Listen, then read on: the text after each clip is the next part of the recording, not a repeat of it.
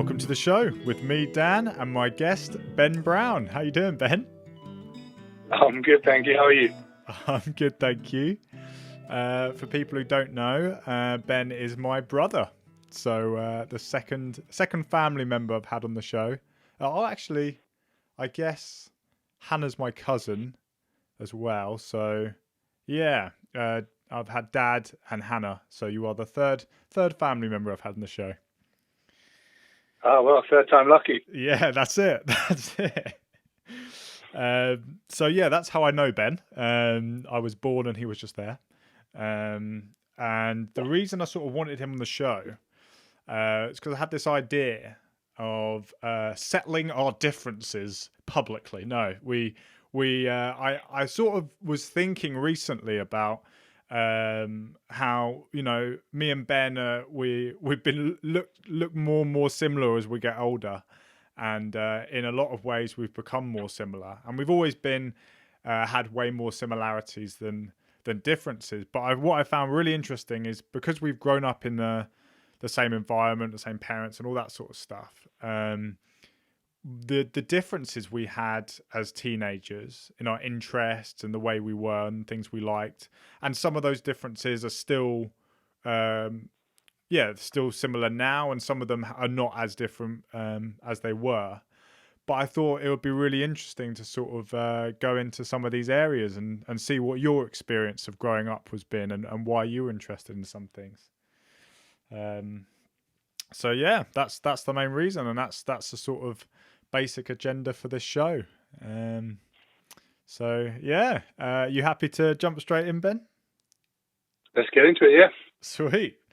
Cool. So I think one of the main things to start off with was you were always, and still are, very sport-minded and very into sports. Whereas for me, waking up on a weekend when you're supposed to be relaxing and then going to a field or wherever to exert loads of energy and get out of breath I just couldn't be bothered. But you loved sport and you did a lot of sport, and I'd really like to know what are your sort of first memories of sport. What are some of the first things you remember of either starting it or enjoying it? What are your sort of earliest memories about that? I'm not sure whether I really remember my first sporting memory or anything like that. I think I was in a situation at school where I probably had friends who were part of the football club, and as a result, I joined sort of the local football team.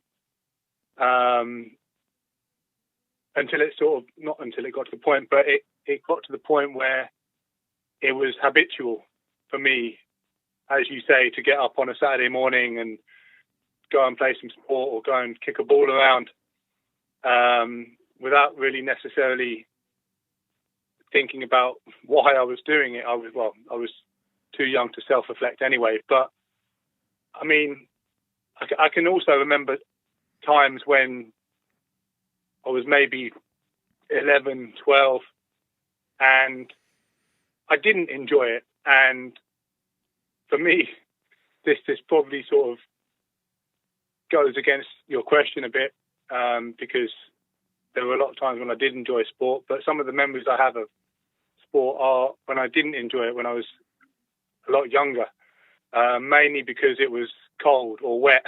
Right. And I didn't want to be outside. I didn't want to be playing. I didn't want to be standing on the sideline.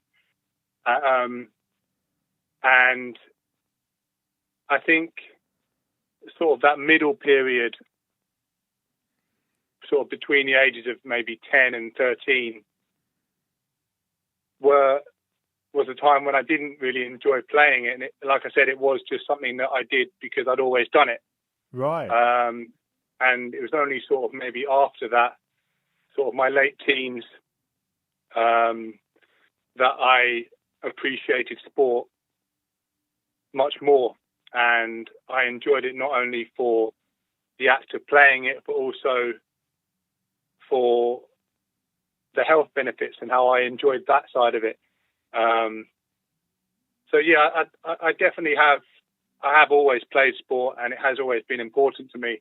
But yeah, like I said, bizarrely, sort of some of the memories I have of playing sport when I was younger are memories that wouldn't be fond memories, I suppose. And it's only sort of after that I really, grew to love sport and love it in the same way that I do now. That's really interesting to me. I didn't know that. So before, like you said, around 10 to 13, you started to not really like playing sport as much. Is that about right? Yeah, I mean, I wouldn't say it was an ongoing thing. Like for 3 years, I hated sport or anything like that. Yeah. I just mean that there were moments that I can remember more vividly, and maybe it is just a case of, those memories sticking with me more than the good ones. But yeah, I do have memories of sort of that age of, not liking it, mainly because of the weather, mainly playing football in the winter. Yeah. So yeah, there's been ups and downs, I suppose. So did you, before you were 10, do you don't have bad memories before that? You don't remember not liking it before that? Was it like something that started around 10, or like, what was the sort of timeline for it in terms of, did you like it and enjoy it, and then you didn't like it, or you sort of had problems with it for a few years and then you started to appreciate it more?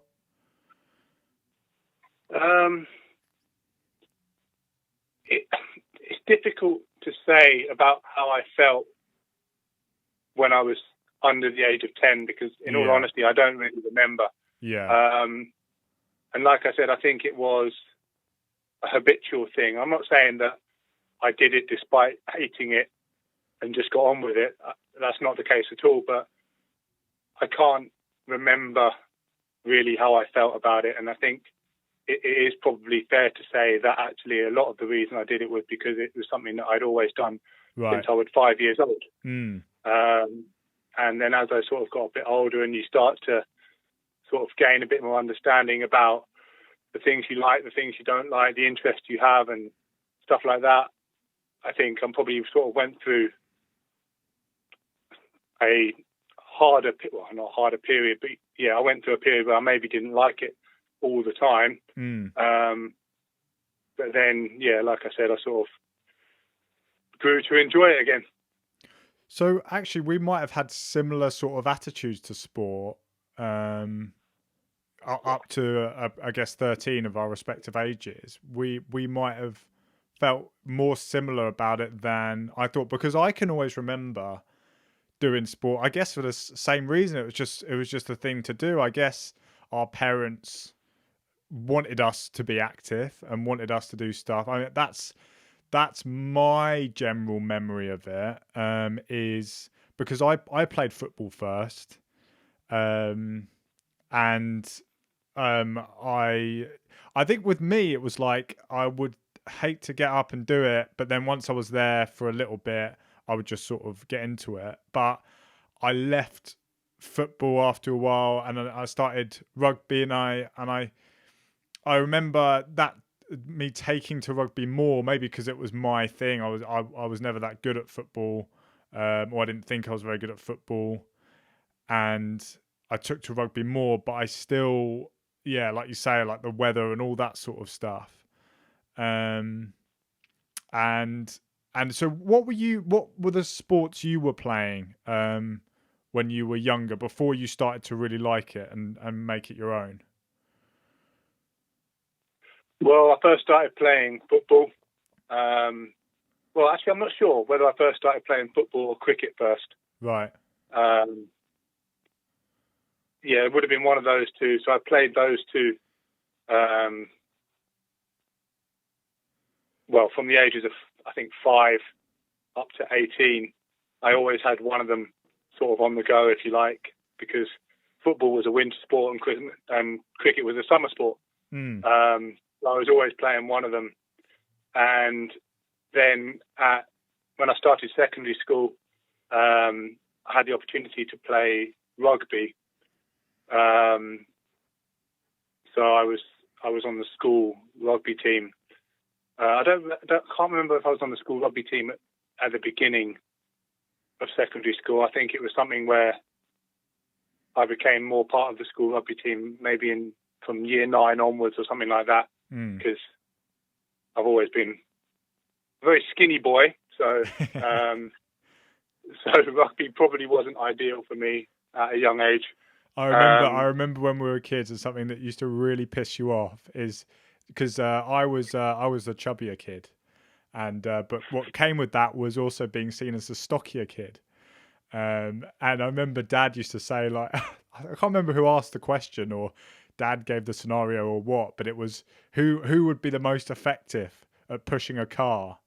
And Dad, for years, would always say me, and that used to annoy you so much. It was like my badge of honour. I've obviously blanked that horrible memory from my mind. I don't remember that at all. Either you've blanked it, or I've made it up to make myself feel better. One of the two.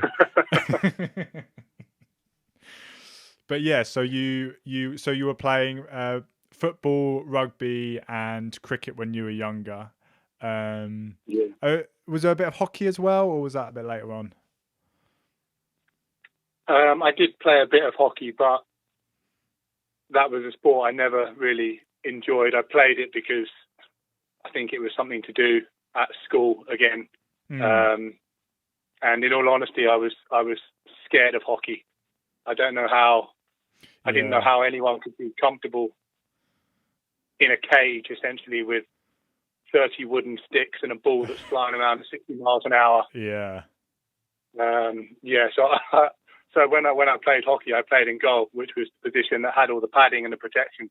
Right. I wouldn't say I played hockey. I stood at the end of the hockey pitch and watched everyone else play hockey, hoping the ball wouldn't come my way. Yeah. Which probably isn't the right mindset for a hockey goalie who needs to get in the way of the ball. My memories of you is, like I said, I was surprised that you went through a phase of like sort of it being a bit arduous and not really looking forward to it because of the weather and stuff.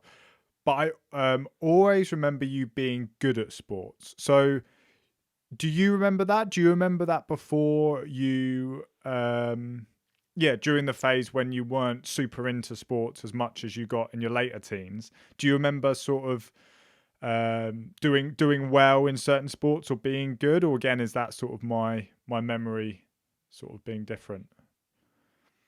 I think the answer to that is I probably was good at it, but I just didn't know I was, in the sense that in my sort of young mind, I didn't really appreciate the fact that I nearly always got to play. I was never really a sub or anything like that. So I was never standing on the sideline watching other people play. I was always on the pitch. So from the point of view of my enjoyment of football especially, even though I wouldn't have appreciated it at the time, I think maybe I was good enough to get on the pitch, and when you're 9 years old, that's really all that matters. Did you have A teams and B teams back then? Not that I remember. Okay. And I think now that you mention it, and I hadn't really thought about this before, but now that you mention it, maybe starting secondary school and going into a sporting environment that was much more competitive than I'd ever experienced before, was maybe part of the reason why I didn't enjoy it as much. Because the reality is, there wasn't a football team at secondary school. Yeah. There was only rugby in the winter, and maybe that was part of it. Maybe that was the reason why I didn't enjoy sport as much at the age of 11, 12, 13, because I just wasn't playing sport. I wasn't able to get on the rugby pitch. I wasn't able to participate. And yeah, like I said, thinking about it now, maybe that's a big reason for sort of how I felt about sport at that time. And actually when I... So what do you mean you weren't able to participate? Because I wasn't good enough to be in the starting 15, for example, on the rugby pitch. Right. So I would be a substitute. And so my memories of rugby when I first started secondary school were of watching everyone else play rugby. And when you're at an age like that where you are mostly playing for the enjoyment, or you're playing just to be part of something, it's not as enjoyable to watch everyone else do it. Yeah. And maybe that, thinking about it now, I hadn't really thought about it before, but thinking about it now, maybe that was part of the reason why I went through a bit of a sort of a dip in my enjoyment of sport, because my perception of school sport was I stand on the sideline. Yeah. I guess there's always that risk when you go into a secondary school. Maybe it's in other areas as well, but if you've got used to being good at the sport you're in the club or whatever, and you sort of, like you say, didn't really think about it, don't really, think about the fact that you're not a sub, you were just playing, you're always on the pitch. And then the risk of going to a secondary school is suddenly you've got all these other people, and some of them could be a lot better than you, and then you're suddenly like, oh wow, I'm actually not as good as I thought I was, or there are people out there who are much better, and suddenly I've got to try harder, maybe. Yeah, and I think especially at that age, I, and probably a lot of people, you don't really see talent as coming from hard work. You see talent as being something that is inherited or innate. Yeah. So I would have started secondary school, I would have seen all these other, boys on the pitch instead of me, and I would have thought, well, I'm not good enough. Whereas if that was the case now, or if that was the case sort of in my late teens, early 20s, if I'd been in that position, I would have thought, well, I just need to work harder. Sure. I need to do more training. I need to practice more. Yeah. And that would definitely have been part of it. Yeah. Cool. So I think, that's already really interesting to me. It seems like we had very similar sort of experiences. I think with me, I can't remember football that well, but I gave up football whereas you didn't, or I gave up earlier. So I remember being on the B team of sports, or being on the sideline. So I think for me, maybe I was a little bit less interested even from the earlier age, because I never, like you say, you were always on the pitch. Like I said, I can't remember that with football as well because it was much further back, but rugby and cricket, I do remember being sort of either the B team or the one that was sort of one of the last ones to be called onto the pitch or the field or whatever. But so let's go on to like where you started to actually get, because this is maybe where we diverge even more. What were you, again, it doesn't have to be exact with ages or exact moments, it's just as much as you can remember. But what started happening? When did you start going towards sport and start to like it more, as you sort of said? I think probably when I was an age in my late teens, sort of 15, 16, 17, I was an age where actually I could appreciate the value of practice and getting better at something and being good at something as a result of practice. Right. And I think one of the key things for me was that I'd always played sport, but it had never been anything more than a hobby. And I think one of the sort of the key things for me was when our mum suggested that I study like sport, sport. What do you call it when you go to college? It's not a degree. Like a BTEC sport or diploma. a diploma. Sport diploma. Yeah. Sport diploma at college. And I'd never really thought about studying sport. It was, like I said, it was always something you just did at the weekends. And when she suggested that, and I actually thought about it, I thought, well, I think I'd really enjoy that. And studying sport and exercise science at college gave me an appreciation for the side of sport that I'd never really considered before, which is, the training side of things, the practice side of things, the psychology, the physiology, things that I never thought about, things that I never thought if I knew about would make me better at sport. And once I did that, I think that's where really my appreciation, if you like, for sport really took off, because I enjoyed it as a hobby, but now I also enjoyed the other side of it, which is not necessarily the performance side, but not on the day, but the other side, like I said, of training, of understanding how the body works, understanding the importance of a good diet. And I think from then on, appreciating both those sides of it was when it sort of really embedded itself for me as something that I was always going to be passionate about. Mm. Well, there must have been a reason that Mum suggested that as well. I mean, I guess before then. So, how old were you when you went off to college?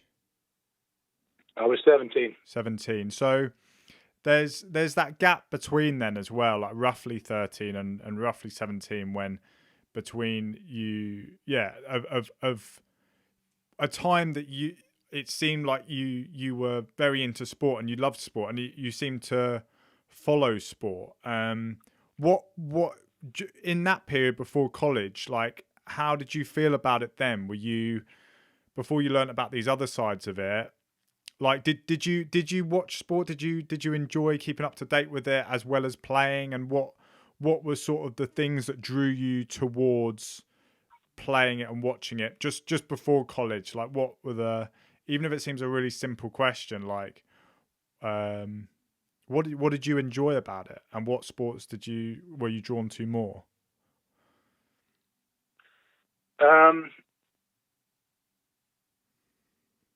suppose, in simplistic terms, I just continued to get better at it without ever really knowing that I was getting better at it. Right. So I remember one time, I think I must have been about 13 or 14, and I was thinking about quitting the football team that I'd been part of since I was 5 or 6. Right. And I was thinking about quitting because I felt like I wasn't playing as much as I wanted to. I felt like I was a substitute more than I wanted to be. And again, like I said, like when you're a younger person, the enjoyment of it comes from actually being part of it and being on the pitch. And I suppose, that's one of the sort of the last memories I have, I suppose, of not enjoying sport.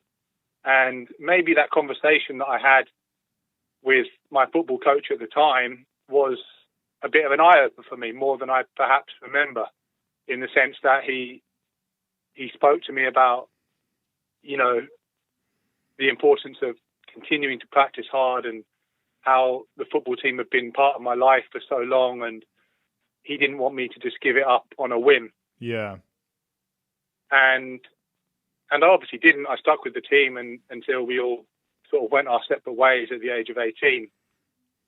But I never really, and again, until just now, I never really thought about that conversation being anything more than, "Oh, please stay." And perhaps it was much more than that. And perhaps it did convince me about the benefits of practice, the benefits of hard work, the benefits of not giving up. Do you think a part of it as well was feeling valued? Like, if you're about to quit and someone just goes, "Okay, sweet," then, but do you think part of it as well was because he was, almost trying to prevent you or persuade you not to, that you felt like you were... I'm sure part of it was actually that he made me feel wanted. Yeah. He made me feel like he wanted me to be part of the team. And as a 13, 14-year-old boy who's going through hormonal changes and all that kind of stuff, that would have been a very important thing to hear. That actually, like my coach wants me to be part of this team. Like, he doesn't want me to give up. He wants me to keep trying. And that would have been a big deal. Yeah. Again, perhaps more than I remember it being. Because I don't really remember not enjoying it after that. I don't have any negative memories, apart from obviously negative memories to do with, if we lose a game or something like that. Yeah. But I don't have any personally negative memories in terms of my relationship with sport. Yeah. And maybe that was a turning point for me, and I just didn't realize it. No, that's really interesting. And then you started over those years, and then I guess through college as well, you started to learn the importance of practice and things like that you mentioned. I think that was one key difference. Is I remember Dad. I remember we were walking around the cricket field, and I was like, I'm the worst. I'm the worst cricketer on the team. And he didn't deny it, but he was very diplomatic about it. It's like, but he was one thing, and it definitely was more than just this one time, because it was something he'd always say to me, and I had no answer for it. I had nothing to say back to it, and I love to argue. So, and he would always say, so a guy called Gary was the captain of our team, and he was brilliant, and there was just a few members of the team who were just fantastic, and he said they're down here nearly every week, or maybe more, I can't remember, but practicing in the nets. They go to the nets and they have a knockabout, and if you want to get better, you need to get. And I think, but possibly why I was more sort of creatively minded, or sort of, maybe creatively minded than you were, or wanted to pursue creative things, is because I think I was quite idealistic, maybe more so than you, I don't know, but I when it came to sport, I just wanted to be good now. I wanted to just be at a point where I could be picked for the A team. I'd just be sick, and what I don't think I could properly see, even though Dad was telling me repeatedly, is if you want to be good at something, you need to just do it again and again, and need to practice. And I think I didn't, because I didn't really enjoy it. I think maybe I can't remember having those, my memories of sport, like I say, as being the B team, it's being on the side. It wasn't people genuinely saying to me, you're really good. And I'm not saying they should have done, or I should have had these experiences, because if you're not good enough to be on the A team, and if you're not as good a player as some of the others, then you shouldn't be told you are. But I think maybe over time, just not being good, I don't know which came first, the chicken or the egg, whether I was just not that into practice and the hard work that went in, or I was just not interested. And I think those two together, I just didn't build up the same sort of love of sport, or moving into, Mum never suggested to me to go sport at college, because she knows the sort of face that she'd probably get in return. So maybe that had something to do with it. Maybe you like you say, you had the practice, you understood maybe earlier the importance of practice. Maybe, and actually I don't know, but I remember Dad having the exact same conversation with me. Oh, really? About another person who was my age, sort of in the same team. And he had just gotten better and better and better. And Dad said the same thing to me. He said, "Well, look, Ben, he's down the nets every day. He's bowling at no one, just practicing. And look how much better he's got." And I think it was an eye opener for me as well, to sort of say, actually, no, this is what practice can achieve. This is what hard work can achieve. Yeah.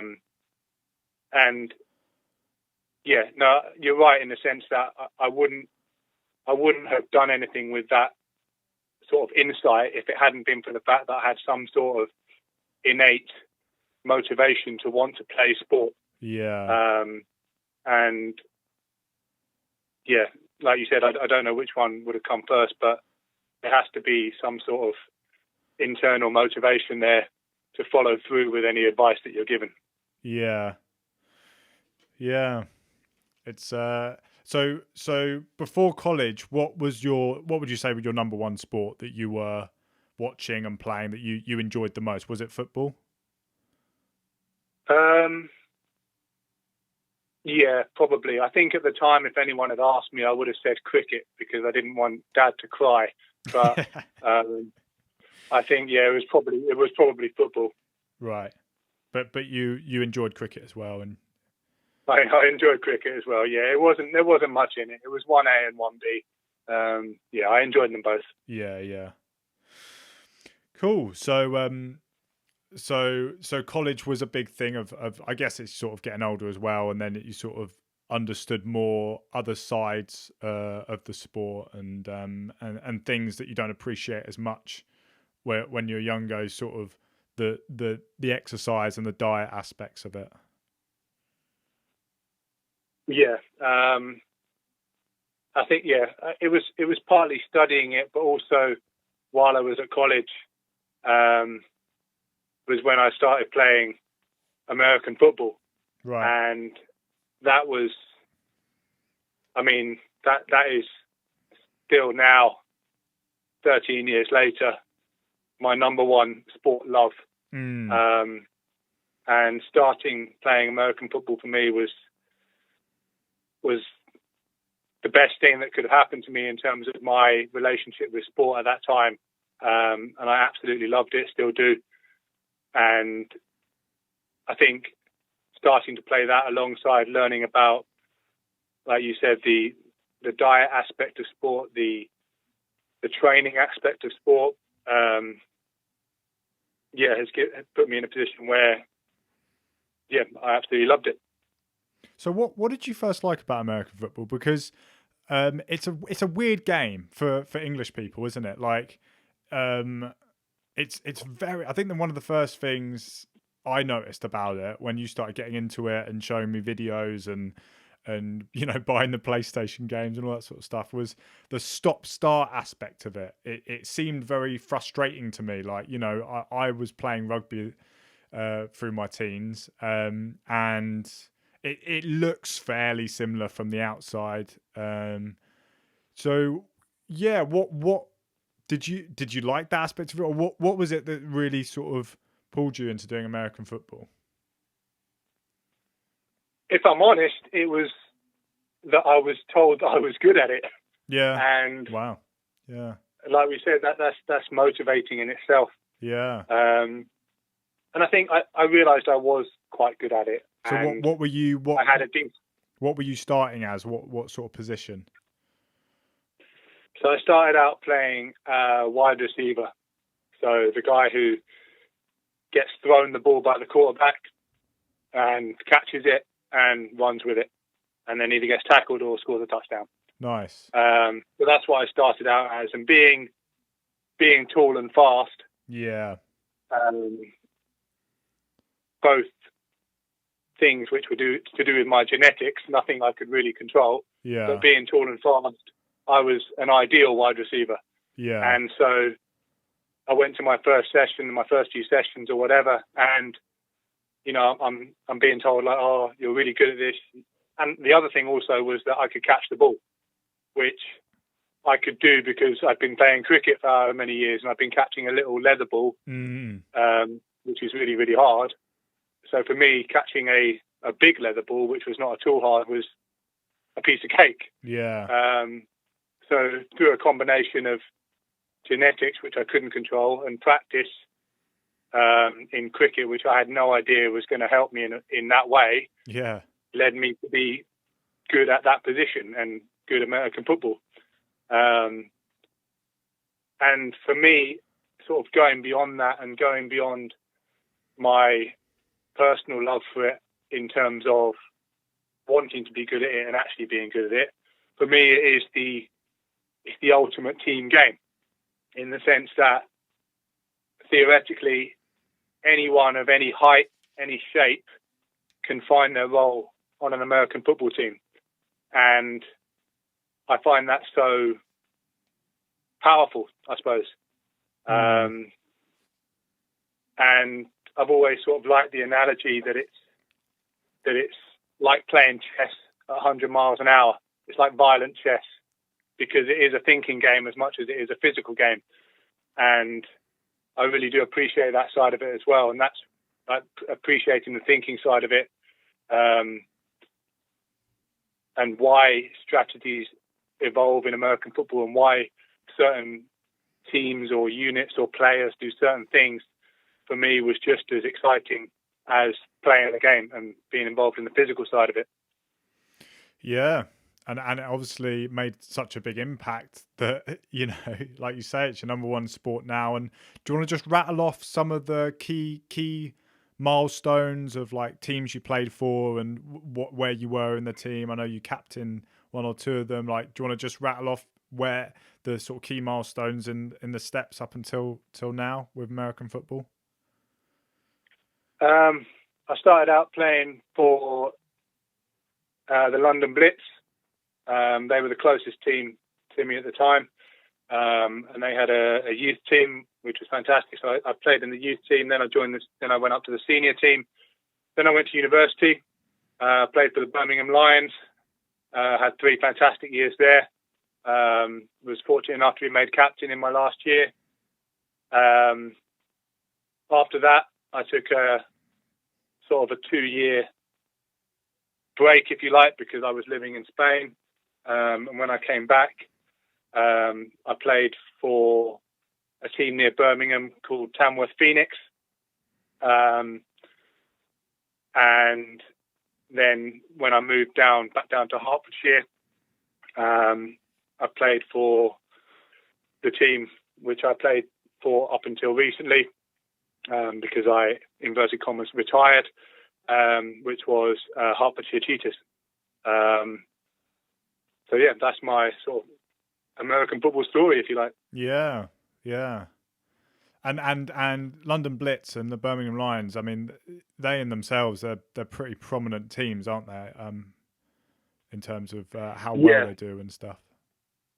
Yeah, both of them are perennial winners. And actually, because I heard about the Birmingham football team was one of the reasons why I chose to go to university there. Oh, okay. Because it was important to me to go somewhere where, you know, American football was prominent. And yeah, won a championship with them in my first year. Came runners up the other 2 years. But in terms of the program, it sort of opened my eyes to how sort of professional a program can be and how well run it can be. And you can have, you know, camaraderie, but it can also be really efficient and really professional, for want of a better term, while also having, you know, fantastic relationships in the teams and stuff like that. So yeah, it was, you know, it was the best sports team I'd ever been part of. Yeah. No, I remember that time and you really thriving, and yeah, it's so I mean, is it a bit of a shame that sort of putting words in your mouth, but did you sort of retire because of the dangers of American football? Yeah. See, for me, I've always understood that it's a potentially dangerous sport. And not just because I've been to hospital twice, but having played it, but I've always understood that the potential for danger is there.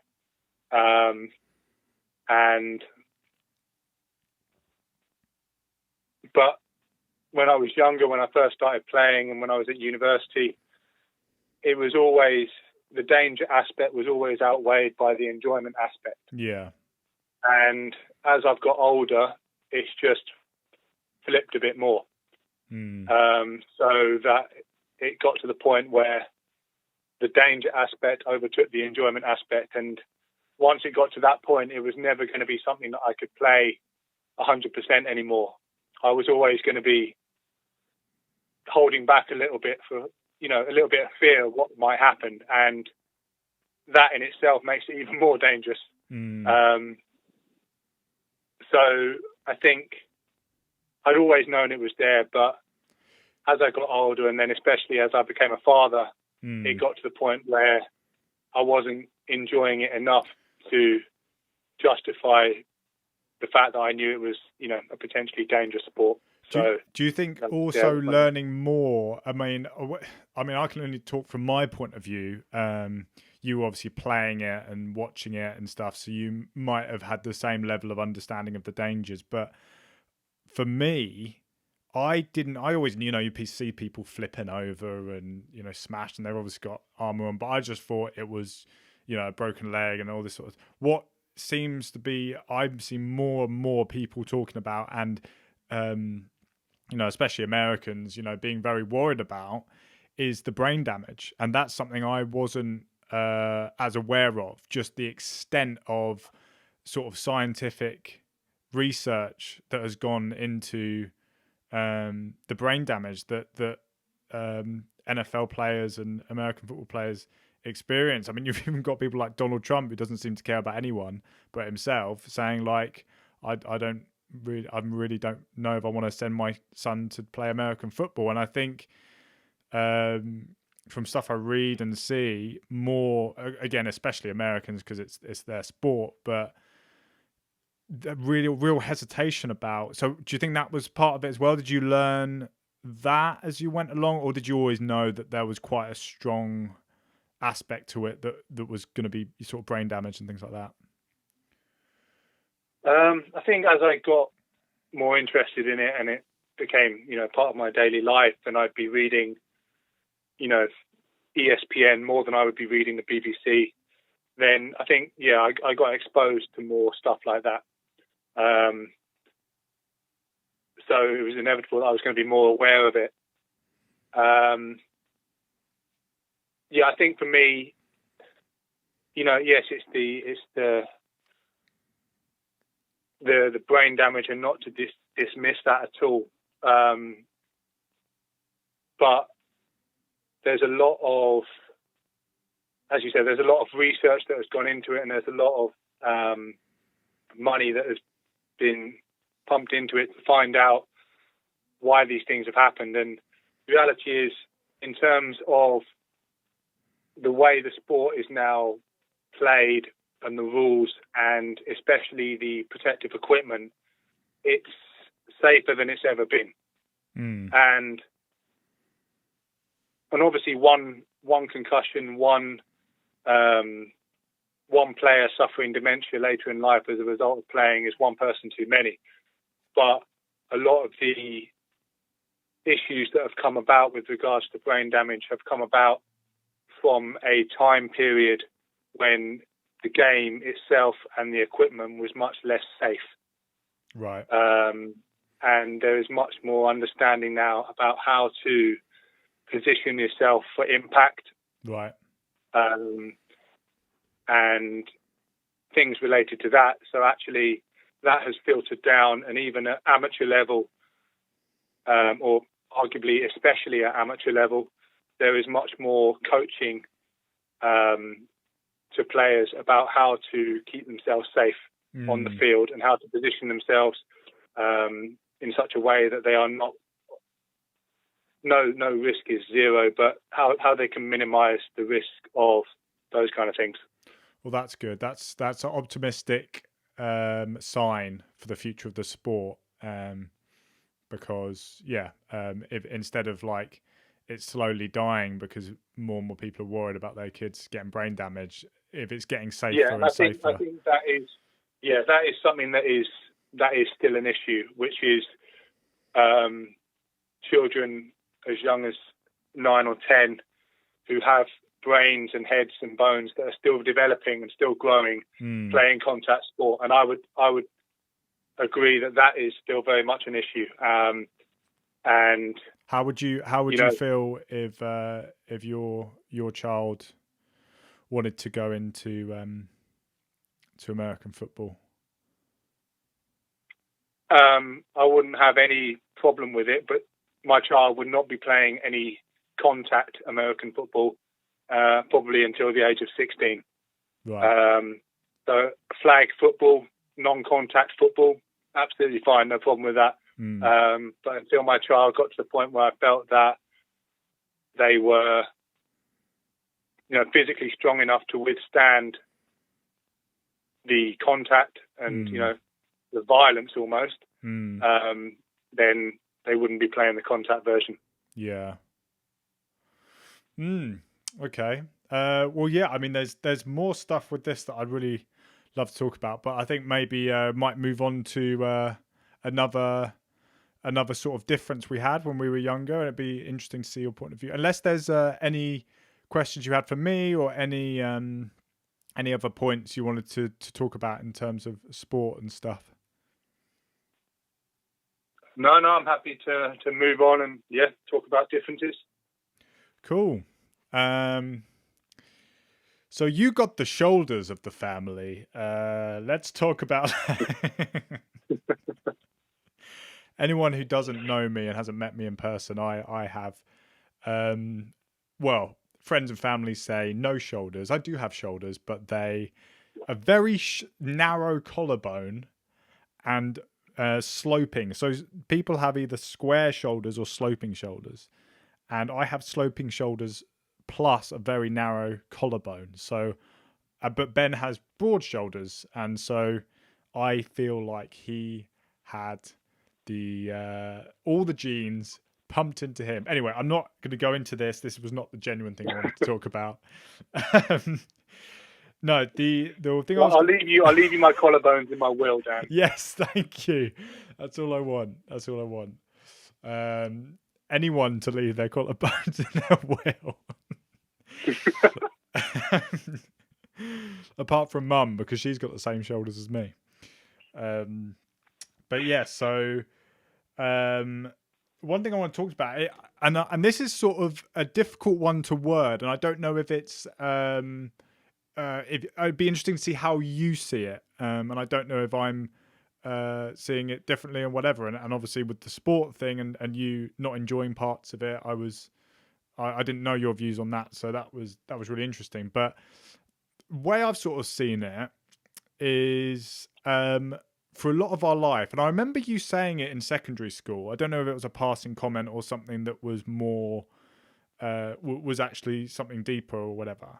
But I remember you saying something along the lines of you Dan, you rely a lot more on your friends than I do, or I'm more, or you being Ben are more sort of independent. I remember you saying that something around that sort of time in secondary school when we were both in secondary school together. I think you were 2 or 3 years above me, or 2 years above me, and I feel, looking back on our lives, I feel like the social, like friends, and the social aspect when it comes to friends has been a bigger part of my life than it has yours. And I've had more interest and I guess more need. I guess I feel the need to keep in contact with more friends, or I don't know. Do you have any sort of like thoughts about what I'm sort of getting at, or like what your sort of experience of it was, or your views on our attitudes with friends and things like that?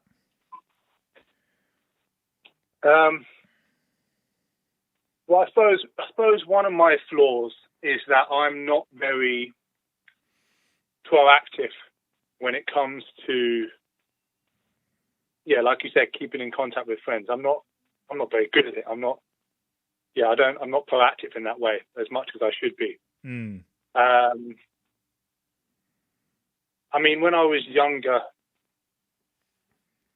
I wouldn't say I was shy, but I didn't have much confidence, and I would always sort of be of the opinion, oh, well, why would, if I was to phone someone today and ask them to hang out, why would they want to hang out with me? Right.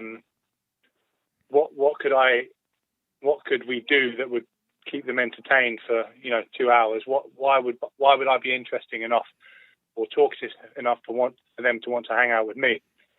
So I suppose that's probably where it started. I was never really proactive in terms of initiating interactions or events with my friends when I was younger. And I think, I suppose part of it was sport as well. Like I'd say 95% of the friends that I had when I was a teenager or even a bit younger were friends who I played sport with. So I didn't necessarily know how to be friends with them outside of a sporting arena, if you know what I mean. So, yeah, I'm not sure whether that has carried over. I'd still, like I said, I'd still say that I'm not as proactive as I should be with regards to initiating meeting up with friends.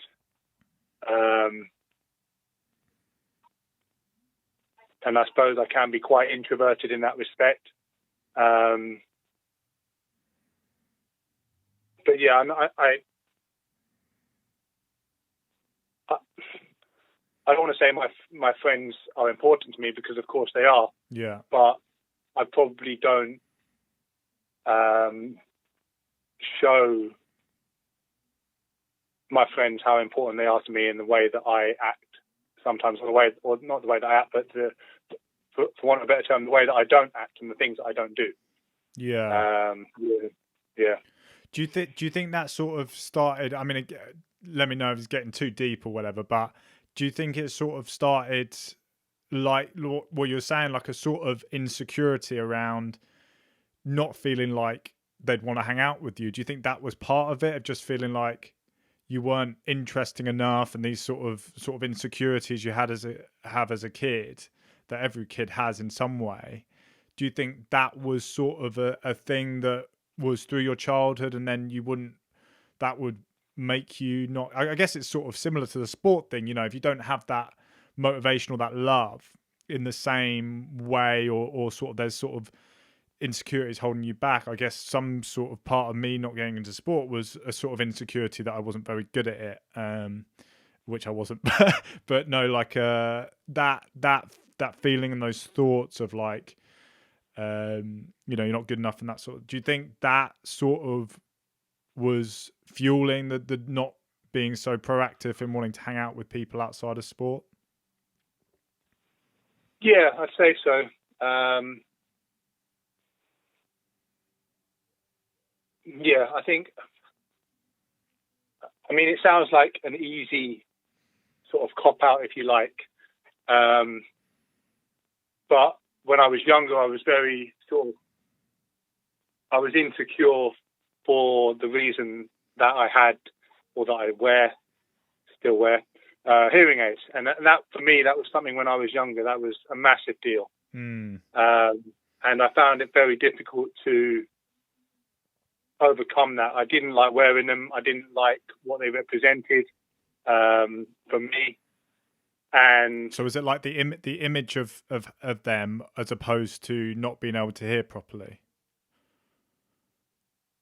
Say that again, sorry? So was it the actual image of them, like being on your ear, and the insecurity of people seeing them, more than the insecurity of you not hearing people properly?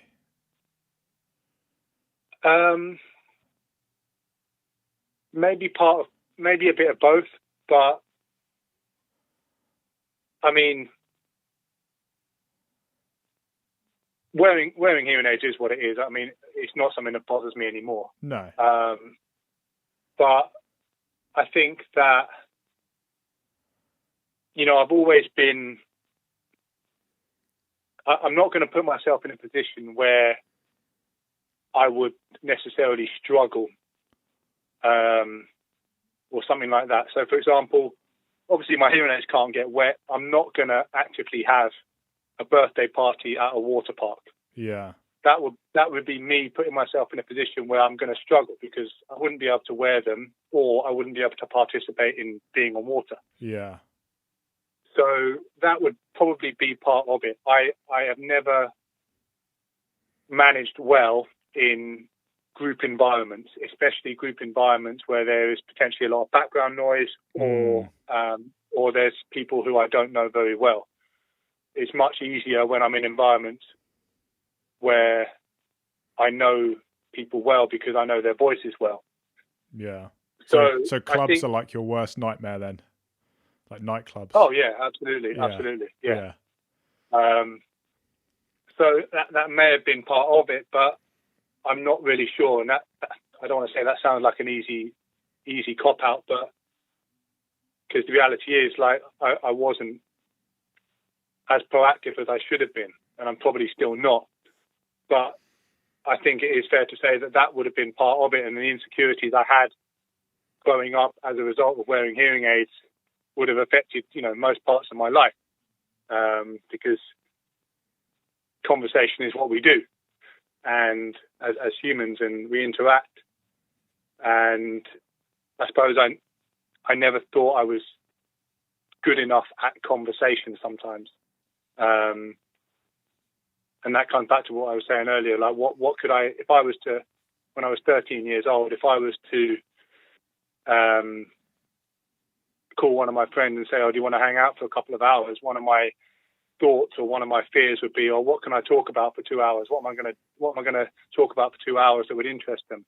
Because the reality is, when I was that age, I wasn't good at holding a conversation because I probably feared it a little bit, because I thought that I might mishear someone, or for whatever reason. But I think it is fair to say that would have impacted a lot of my,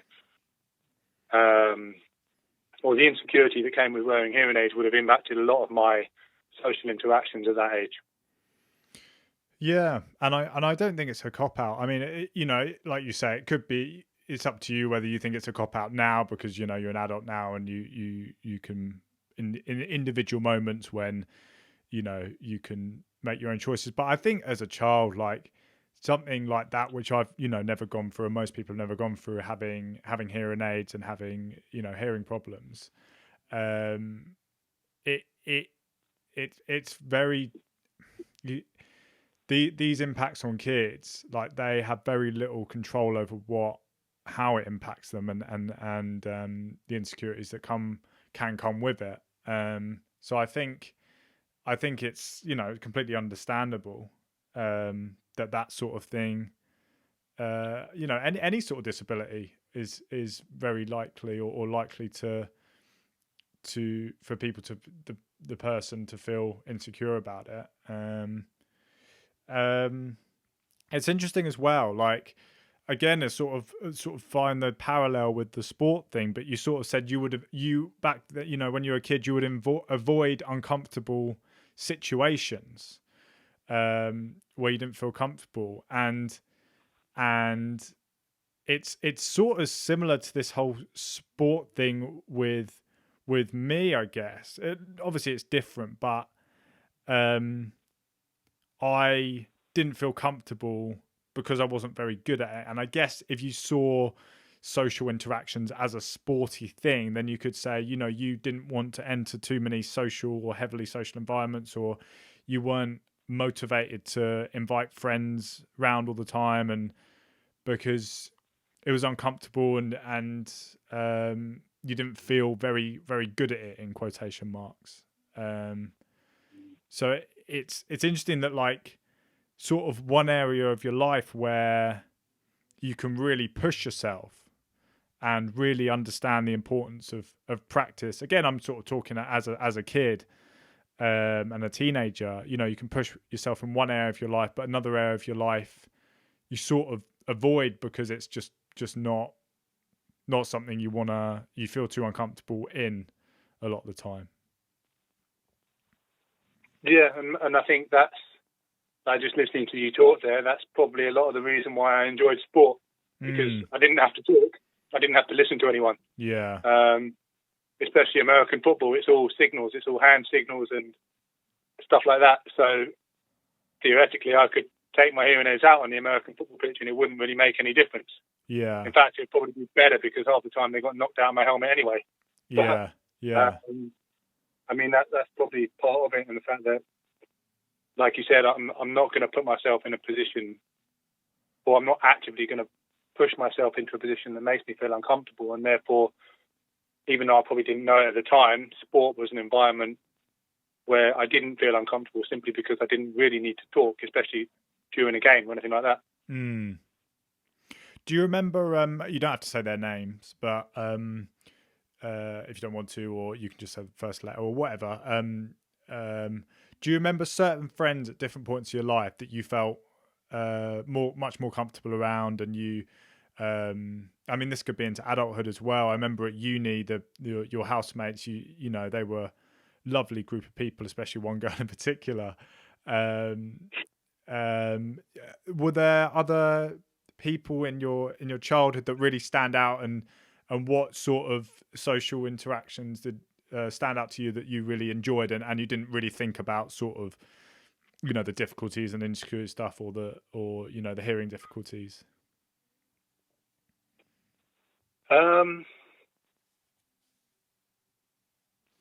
It's quite difficult because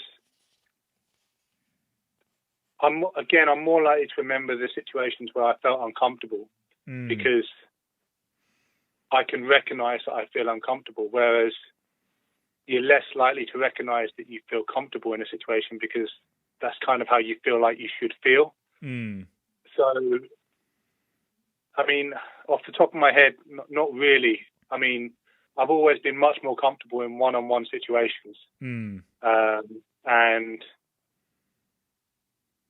the friends I would have had going through uni, I probably would have initiated more sort of situations, I suppose, where I would be one-on-one with someone and I could hear them well and stuff like that. I can't really remember sort of any specific situations where I've actively chosen to do something with someone and then I've felt comfortable, but I'm sure it would have happened, you know, many times, in the sense that I probably would have avoided something without even knowing why I was avoiding it, or without even knowing that was why I wanted to avoid it. But no, I mean, the friends that I have, like you said, they're lovely people, and I think that, you know, they're patient people, they're listeners, and they take their time when they're talking.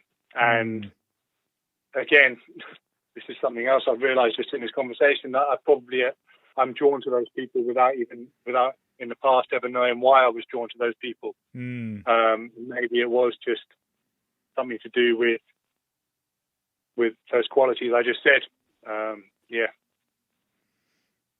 Yeah. Do you think as well, I mean, this is sort of going into actually another area I wanted to talk about. It's a nice segue, even though I don't mean it to be. But do you think as well, like I don't know how long you feel like you've had strong family sort of goals, I'll put it. Do you think that's part of it as well, that you've not really, as long as you've been sort of going out or like dating or sort of being on the dating scene or looking for a girlfriend, you've very rarely been single or had that sort of single life sort of like blow out in the same way. Again, I might be wrong, but I feel like my all my memories of you when it came to sort of girls and family is that you've always wanted to have, you know, wife and kids, and, you know, have that family, and that's been such a strong thing and so important, and a partner is so important has been such an important part of your life that the friends haven't been, and it's not a criticism. I think sometimes people can see the way because it's all a balance in life, isn't it? You know, some people are workaholics, some people spend, every day talking to their mum, they might call them every day. And some people, are really into physical fitness and they spend most of the time. And same with friends and other areas of your life and your partner and stuff. And I think we all shift differently on these sort of different aspects of our life. So it's not something that, I'm critical of or that I have any opinion of, how people, live their life in what they spend the most time doing. But do you think that because again, from my perception, you've always wanted a partner and a strong partner, and you've been very been much happier when you've got a partner, and you sort of almost when you haven't, it's been you've wanted to have someone that you can spend your life with and things. Do you think that's fair assessment? Do you think that that's also maybe part of why you haven't, maybe more as an adult, because you obviously weren't thinking about women when you were 10 or whatever, but do you think that's part of why friends haven't been as prominent in your life as they have been for some people? I wouldn't say so. I mean, I don't ever remember sort of prioritizing a potential future over sort of the present day, if you know what I mean. I mean, that traditional partnership, if you like, of marriage and kids, I suppose it is something that I've always sort of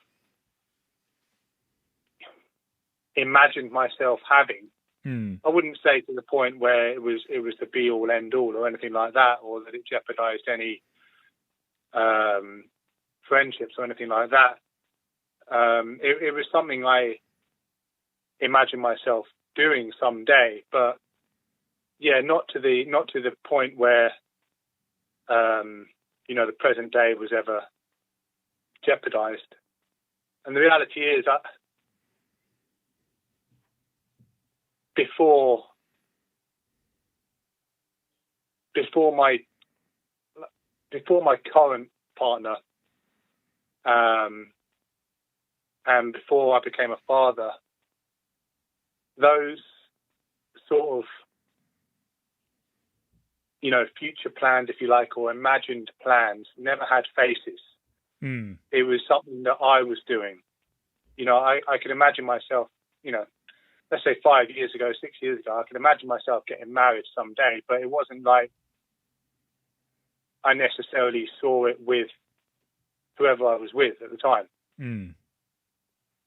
It was just something that I thought was, inevitably going to happen.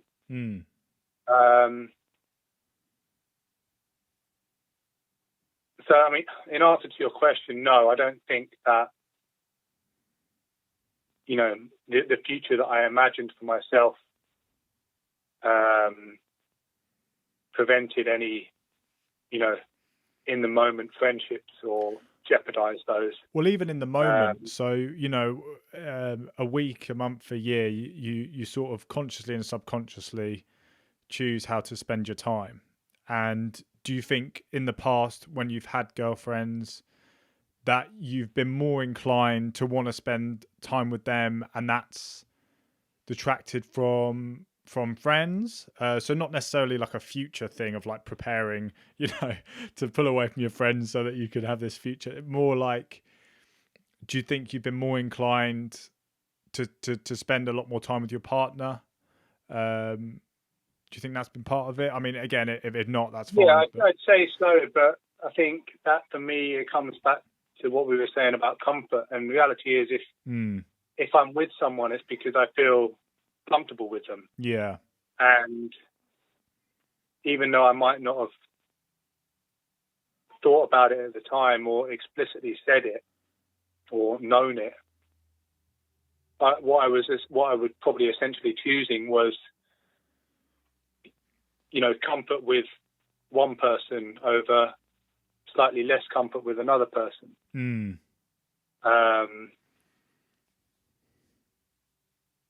I think that's probably the best way to say it.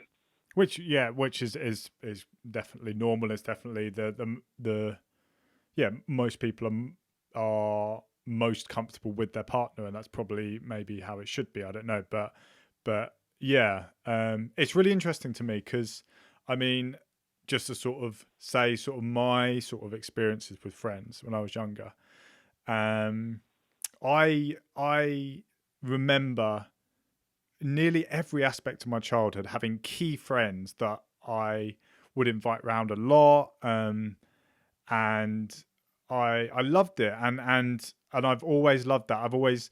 I think me and Mum are very similar in this way, is that we love, like, we if we have a long stint without seeing friends, I feel like we feel it, and I know I definitely feel it. And I spoke to Mum the other day, and she says, like, it's such a, and it's been such a core thing, and I had, as everyone does, I had my own insecurities when I was younger. I was bullied in primary school by my best mate at the time, and obviously, so there was a lot of uncomfortableness and insecurities that came with that. Of, like you were saying, like not feeling good enough, not feeling like you're cool or you're funny or you're whatever, entertaining. And then, I mean, I don't remember too much after that, to be fair, that really would have pushed me away from or made me feel less comfortable in a social setting. But I had the general insecurities of a teenager. I felt the same things that you talk about, just generally at parties, or there was someone in a gathering that was really funny, or with girls I didn't know, it just the sort of general insecurities. But there seems to be a distinction that I feel like there's a big gap in my life, and I feel it strongly if I don't have contact with friends for a while, even a month or so. Even at the start of lockdown, the first thing I did was I just called loads and loads of different people, like family and friends. And yeah, so it's sort of interesting to me that it's been a big part of my life, and and it continues to be. So yeah. I don't know if you have any comments or questions about that, but I guess that's why I sort of found it quite interesting. Yeah, I mean,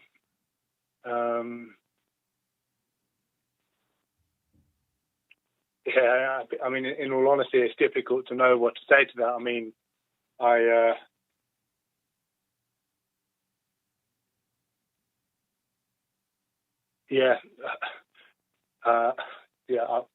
don't know really. Cool. Well, yeah. And like I say, it's sort of, I guess it's like the sport thing as well. It's like I didn't find my place with sport, and I think my people weren't in sport. I never really.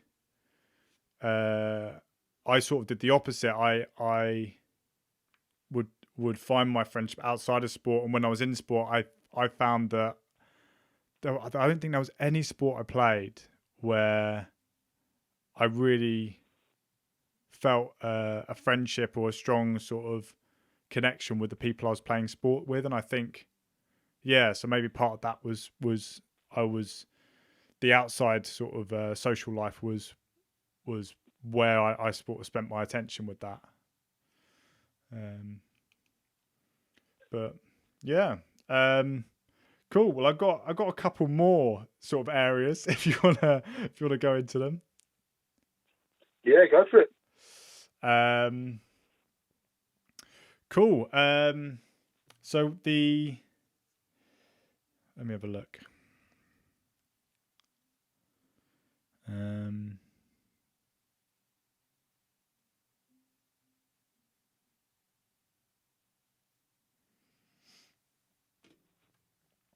So clothes and fashion is one area where we differ. People who know us know who is the more fashionable. So you've always liked clothes. You've always been into fashion. When when did that start?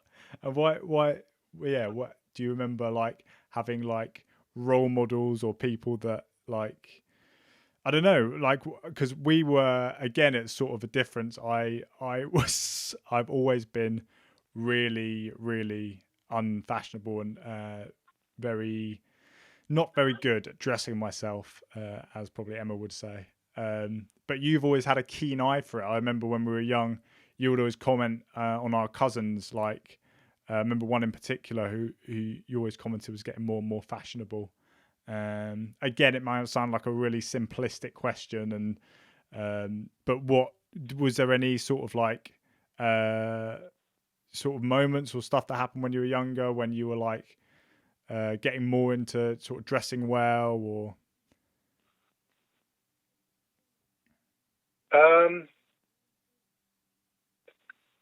I wouldn't even say that I'm especially fashionable. no? I'm not sure. I think that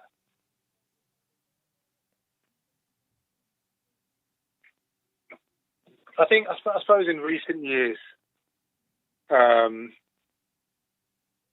since I became a teacher, I've wanted to ensure that I look professional, and that has always been very important to me. And making sure that I have, for me, you know, a nice shirt, a nice tie on when I'm at work, you know, it gives me a bit of confidence.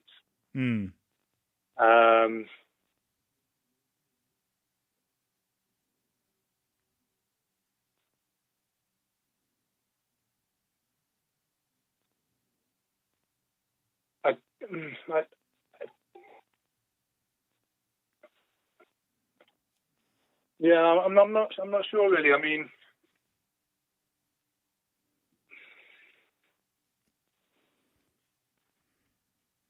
I suppose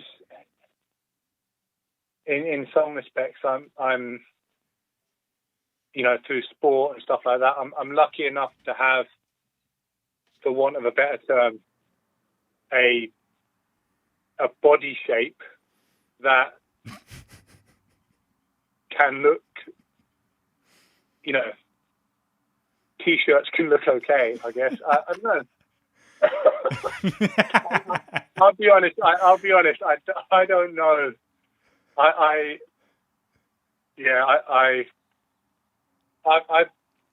never. It's not that I've never cared about fashion, but I'd say that when the fashion that I most am invested in would be my work fashion, my professional fashion, more than my casual fashion. Yeah. I think I've just always found it I don't know, I've never put much thought into how I dress.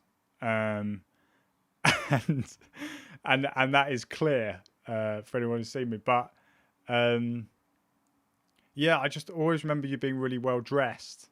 And so you don't think it was like you were keeping up with the latest stuff or anything like that? It was more just sort of like a confidence thing. You had sort of an idea of like what looked good and things like that. Yeah, I'd say so. I mean, I wouldn't say wouldn't say that I know what looks good, but I tend to keep it fairly simple. So it's not like it ever goes catastrophically wrong. So yeah, I mean, I'm at my happiest in t-shirt and shorts. Yeah. And yeah, for me, that yeah, I don't sort of branch out too much. Yeah. Yeah.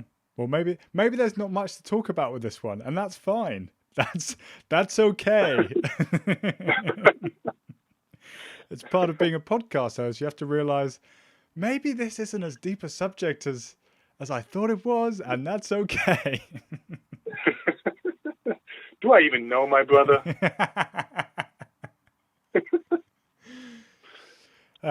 So yeah, that's fine. We can move on from that. I guess we can sort of end on a get back to the family things again. So why do you think it's always been your goal of sort of like this traditional family sort of this environment, this thing that you've wanted? Do you think that's always been with you, or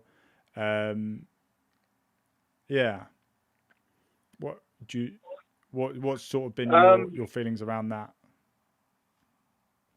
I was talking about this with my partner actually the other day, and we were talking about why it was that, because we both always had the idea that, even before we met each other, we'd always sort of had the idea, not always, but we'd had the idea that we wanted to have kids someday.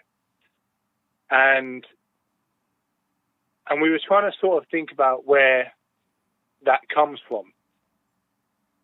And for me, I never wanted to have kids just for the sake of having a child. For me, wanting to have a child, and this is, I'm lucky enough to say that this is the way it's manifested itself. For me, wanting to have a child was always going to be a reflection of the fact that I was in a happy relationship. Right. And I suppose that was sort of when we were talking about it, that for me, I think is the crux of it. I've never wanted to get married for the sake of getting married. I've never wanted to have a child for the sake of having a child. I've wanted to get married because it shows that I am completely in love with someone. I wanted to have a child because it shows that actually, again, I'm completely in love with someone and I'm happy with someone. And like I said, I'm lucky enough that that has manifested itself for me in my life. So it's almost like an offshoot of a more direct goal of wanting to be in a really loving relationship, and naturally from that would come a child and marriage and things. Yeah, absolutely. And I think that because that's, for me, marriage and children represents something a bit more indirect. It represents, like you said, a loving and happy relationship. And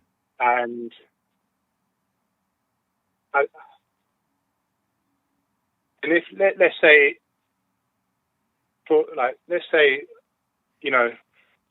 I was with my partner, I'm with my partner, and for whatever reason we hadn't been able to have children.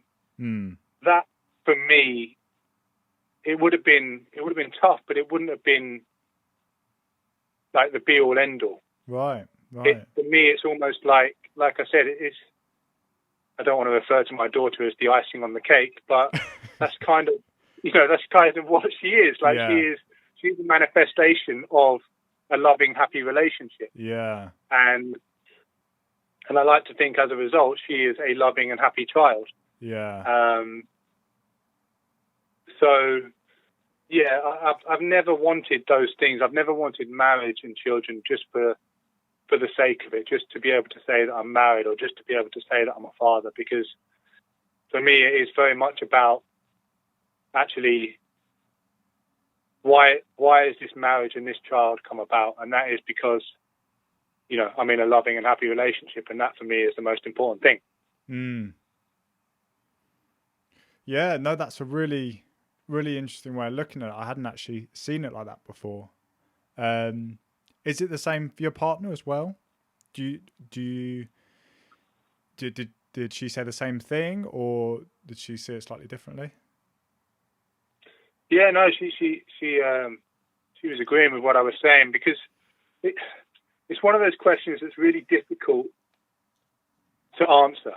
Because I remember you did when you did the podcast with our cousin Hannah, and you were talking about, both of you were talking about how no one ever asks someone why in response to them saying, "I want to get married, I want to have children." They always get the why response when someone says, "I don't want to get married, I don't want to have children."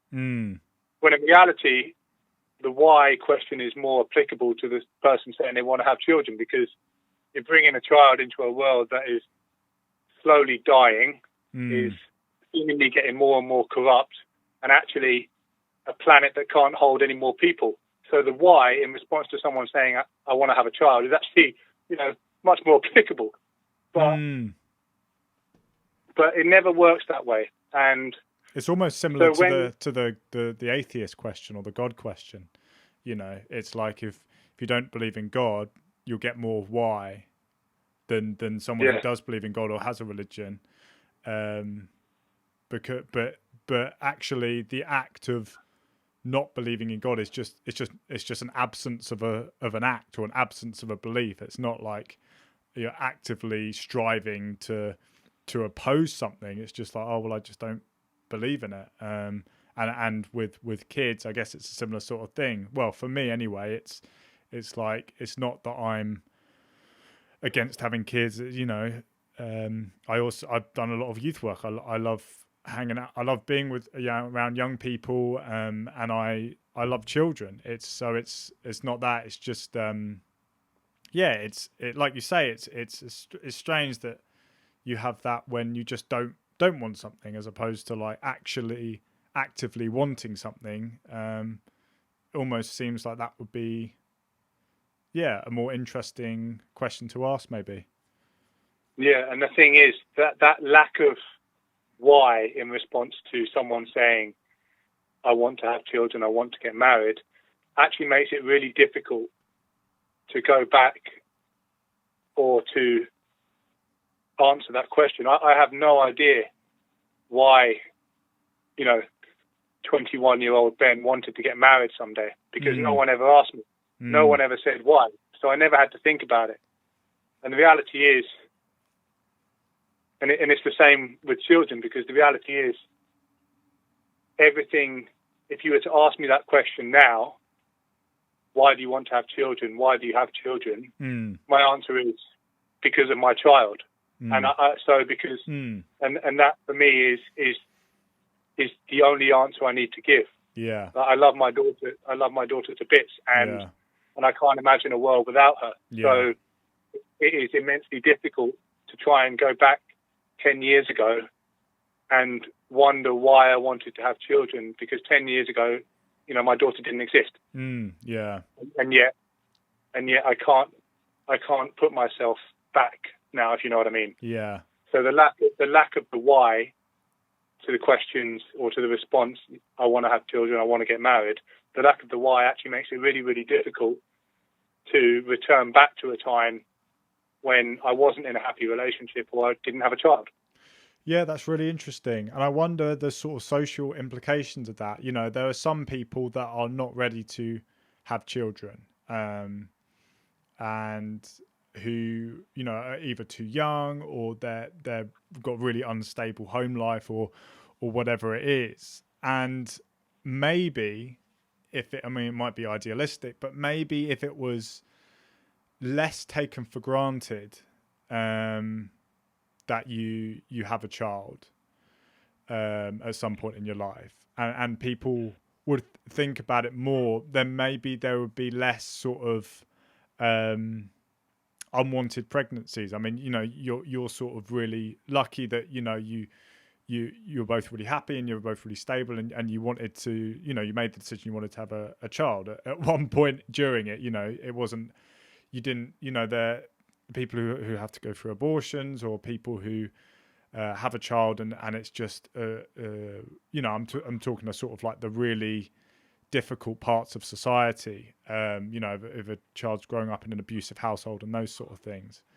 And I'm not saying in any way that asking these sort of questions are gonna make a huge dent on those sort of situations, but maybe if it was more, maybe if people questioned it more when they were younger. Again, I'm not talking about you. I'm talking about the ones who have children in a very difficult and possibly unnurturing situation. But having this, then people will think about what the value, of having a child is, and how they would need to, how much of their life they would have to sacrifice, and how much love and care and attention that they would need to bestow on them. So, do you agree? Do you think that's maybe an important question to be asked, or for people to ask themselves earlier in life before, if they want to have a child? I think potentially, but that question fights against all our natural urges as a species. Mm. The whole point of a species is to survive. Yeah. And a species survives through procreation. Mm. The marriage question, or asking that question to marriage, is perhaps more of, there's more of an argument for that one. Mm. But the reality is, as a human species, we've survived for 4 billion years because we've procreated. Mm. And in terms of, and I wouldn't argue that I'd argue there's very few people in the world who decide to have a child because they feel the need to keep the human species alive. but on some level, that natural instinct is there. Yeah. And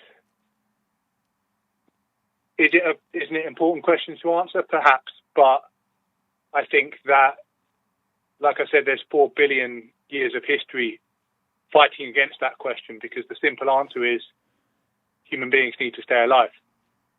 But I don't. As a result, that's made procreation and having children a very natural thing.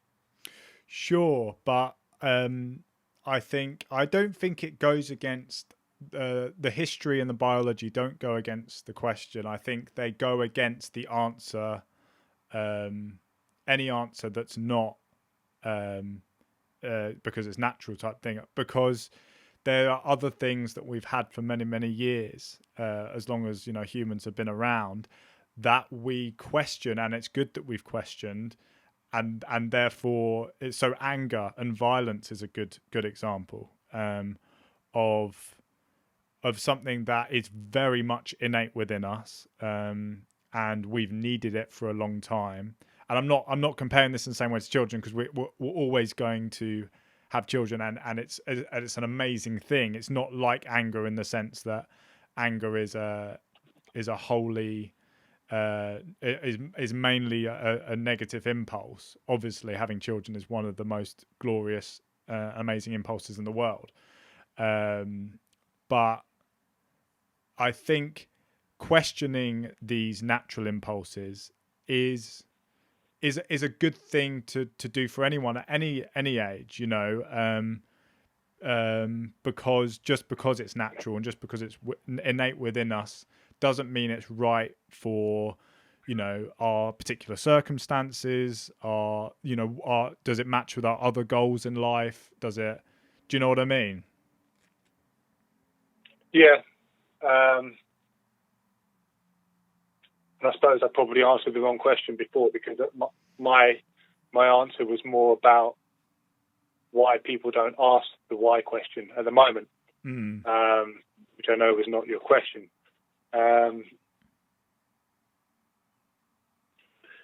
I think potentially there is scope there for that question to be asked more.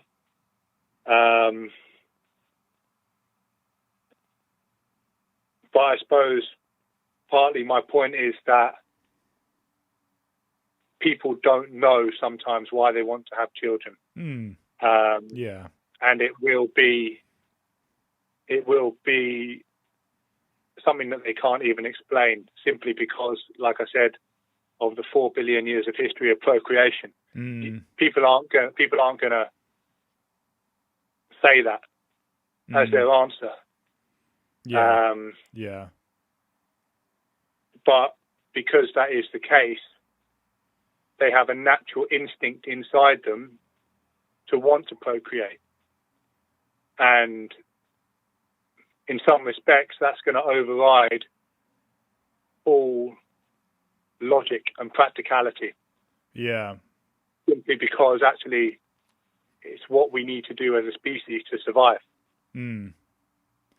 Yeah, it's a really tricky one. I'm very interested in it. I'm interested in, because I feel like it's so many of our societal and individual problems can be, not all and not, can be attributed to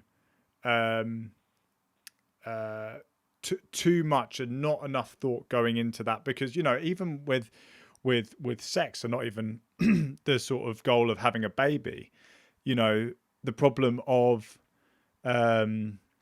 especially men, if they're this problem of going around and just having sex with different women and not leaving a child fatherless and things like this, and there's sort of, this is where an argument for religion sometimes comes in, of like, religion says to have sex, have sex in a marriage, and it's, I find it really interesting, this sort of like birth control thing of like, how much can we and should we be controlling this very natural thing, and stuff like abortion and all that sort of stuff comes into it, but yeah, I mean, I may be going on a whole nother tangent here, but yeah, I do find generally that sort of stuff really interesting, and yeah, I think thinking about children more, and whether it's right for us, and you've agreed with this as well, it's an important question to ask at some point, if you get the time before it happens anyway. Yeah, we'll have to take a whole weekend out for that one. Yeah. Cool. Well, yeah, I that's pretty much my things that I wanted to sort of bring up. Unless there was anything else, or any other questions, or any other things you wanted to mention. No, I've massively enjoyed the line of questioning today. It's been quite eye-opening. Yeah, me too. I mean, yeah, especially some of the stuff that I didn't know about you with the sport and things like that.